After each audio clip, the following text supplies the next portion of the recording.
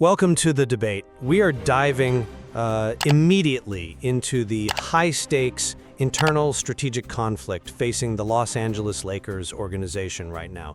The atmosphere around the league is just thick with speculation, and it's all centered on whether the Lakers are deliberately engineering a period of strategic silence, a kind of stillness that precedes, as some insiders are suggesting, something truly seismic. This debate is framed around the central premise that the Lakers are building around the formidable, but yes, aging core of LeBron James and Luka Doncic. And that foundational core, it brings us directly to a really critical, really urgent decision. The Lakers are, reportedly holding their most valuable chips, specifically that 2026 first-round pick. And they seem to be waiting for some kind of dramatic upheaval in the league landscape. So the question before us is this: is that strategy, this calculated risk of maximizing flexibility for a massive, low-probability home run swing at a generational talent like Giannis Antetokounmpo, is that strategically sound?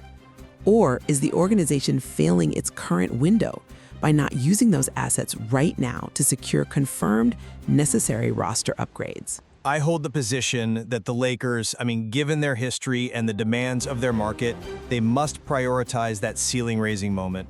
They operate on a plane reserved for organizations that don't just compete, they build dynastic eras.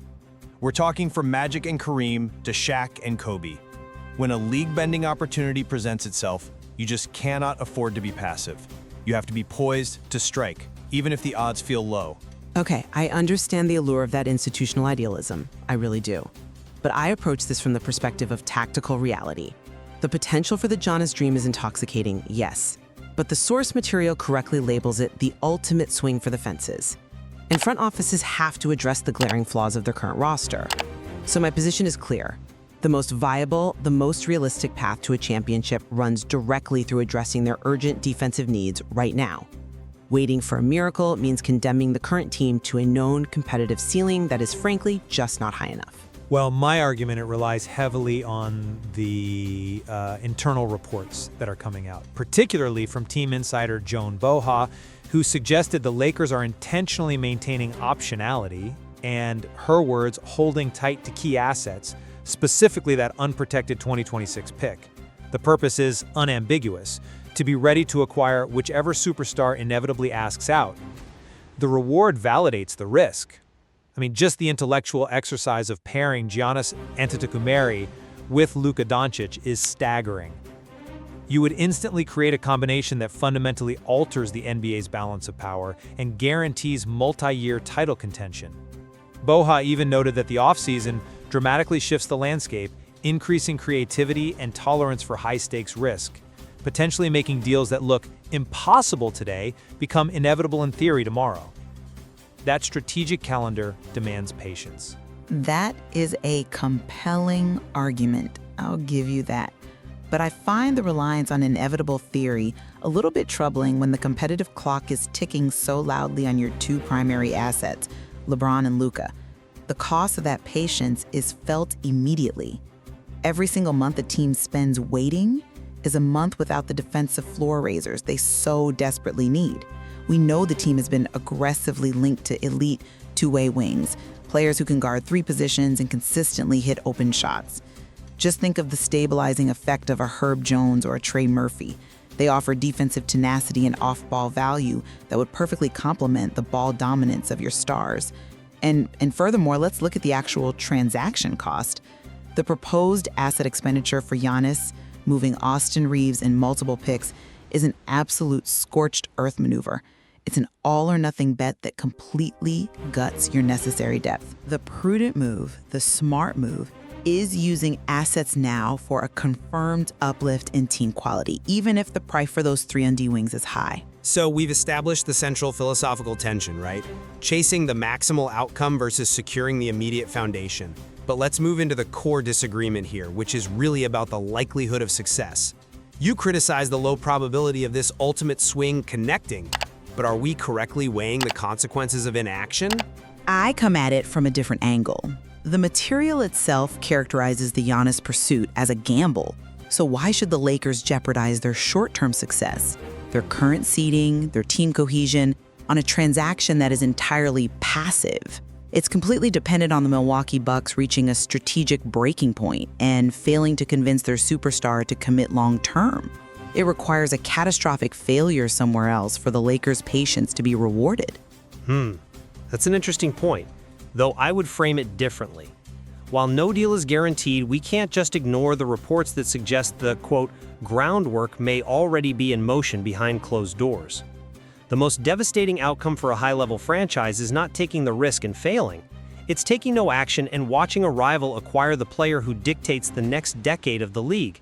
The sheer payoff of achieving that level of dynasty-defining dominance justifies the current strategic risk of standing pat. And crucially, the source material notes that the Bucks are expected to wait until that window opens before making any final decision about Antetokounmpo's future. That confirms that the uncertainty is real, yes, but so is the potential moment of availability. The waiting is calculated, it's not accidental. But that's the difference between strategy and contingency planning. You are planning for the failure of the Bucks. I am arguing that the Lakers must plan for their own immediate success. If Giannis reaffirms his commitment to Milwaukee next summer, what is the cost of the Lakers' waiting game? They will have lost a critical competitive year with LeBron. They will have potentially missed opportunities to acquire players like Jones or Murphy, who might now be unavailable or priced even higher. And they will have spent an entire year managing a roster with a recognized debilitating defensive deficiency. The opportunity cost of holding on to that 2026 pick for a star who may never materialize is a direct, quantifiable hit to their championship odds today. But the impact of a player like Giannis is multiplicative, not additive. You are trading 1 year of marginal defensive improvement, which may not even guarantee a finals appearance, for the potential to establish a 5-year window of league control. I'm just not convinced by the argument that acquiring a 3-and-D wing today moves the needle more than securing the asset flexibility for a paradigm shift tomorrow. The great franchises, they calculate risk differently. They understand that if you have the resources to change the gravitational pull of the sport, you must preserve them. Okay, but let's shift the focus, because this moves us directly to asset valuation. And this is where I think this strategy becomes fundamentally flawed. Let's talk about the specific price points. The demanding price for realistic, known targets like Herb Jones or Trey Murphy is already described in the source material as, quote, high, perhaps too high for the Lakers' liking. Now, if this front office is demonstrating hesitancy to pay the premium for guaranteed, floor-raising defense, a known commodity that would instantly raise the floor of this roster, how can we possibly rely on them to execute the immensely more complex, exponentially more asset-draining hypothetical Giannis trade?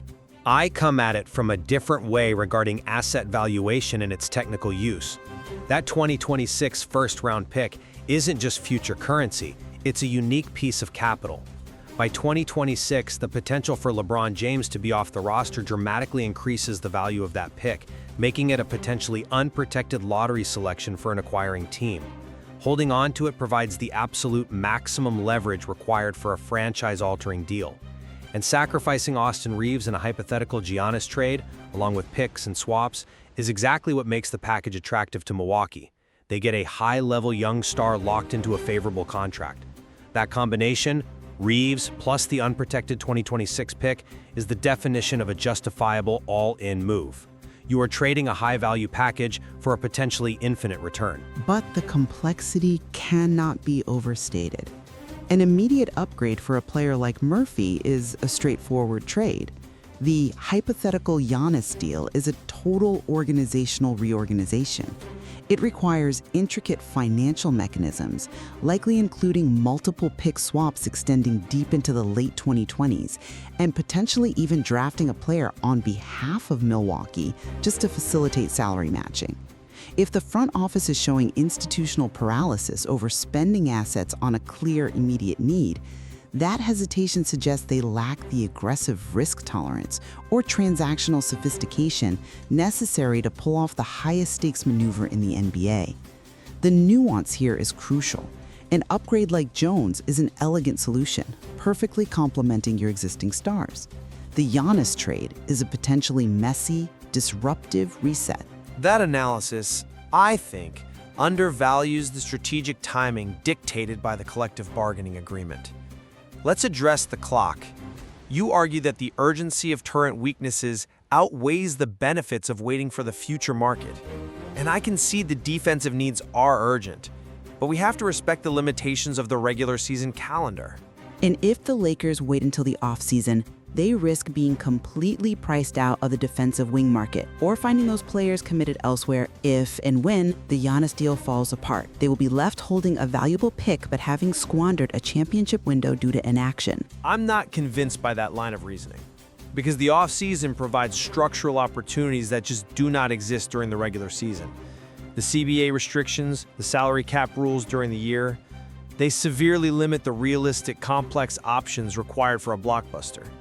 For example, the status of recently extended or acquired players, or the need to aggregate specific salaries, that all fundamentally changes post-June 30th.